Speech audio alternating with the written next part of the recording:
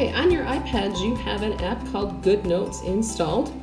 If you do not see the app, the icon for that app, for Good Notes, you can just go up and start typing in good, and you will see it pop right up. We're going to start off by going up to the gear up top and go to settings, and we are going to link this with our Google Drive. So we're going to go to the gear, go to settings, and we are going to go to automatic backup. So let me do that again, automatic backup, and we are going to choose cloud storage, and we're going to say Google Drive. And from there we have to sign into Google Drive, allow it, give it permission to, choose your school address. On this screen though, you will need to scroll down and allow. Okay, and so your backup to Google Drive is going to create a new folder called Good Notes. Anything that you work on and save is going to automatically go to that folder. You can keep an eye on that folder within your drive. If clicking on the new didn't work, then go ahead and just click up top there. We are going to go to import. From here, if I go back and browse, you actually can pull in anything from your files, your iPad, anything, wherever location you would like. We're going to go to our Google Drives. From there, you know how to find your files.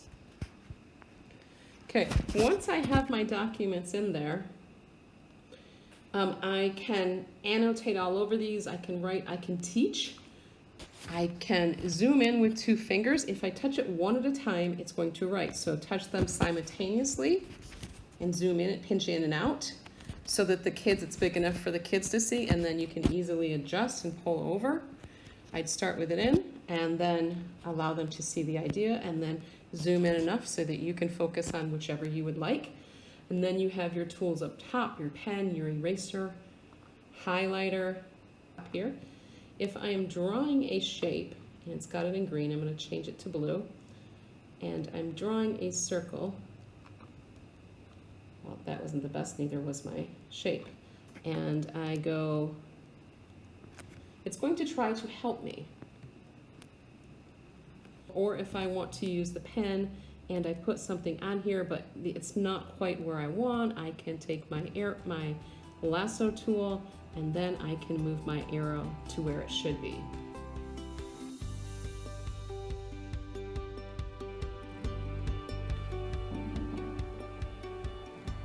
Okay, so you've started your Zoom call, and before your kids arrive, you just need to connect your iPad. So at the bottom of the screen, you're going to go to Share.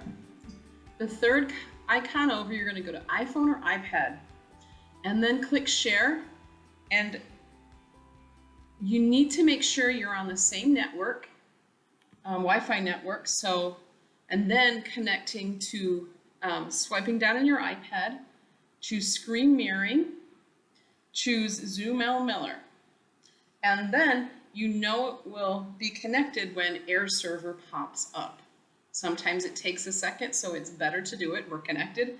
It's better to do it before the kids show up. I'm going to make it smaller and pull it over, and I'm going to take this and I'm going to make it larger so that I can see faces better. So I'm going to get things set up. So that's half of the battle, is just arranging your screen so that you can read people's faces, your students' faces as you're teaching, so you can see.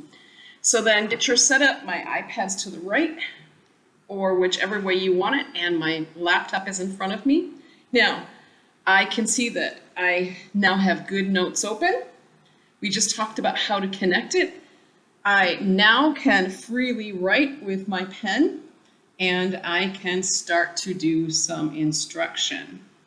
If I go and write that again, there we go. And in the same way, you have a whiteboard, but if you want to pull in that content, you just go back, you get the PDF, you have your things open so you're ready to go, you pinch, you can see what you're looking at, and then you can pinch it in Zoom.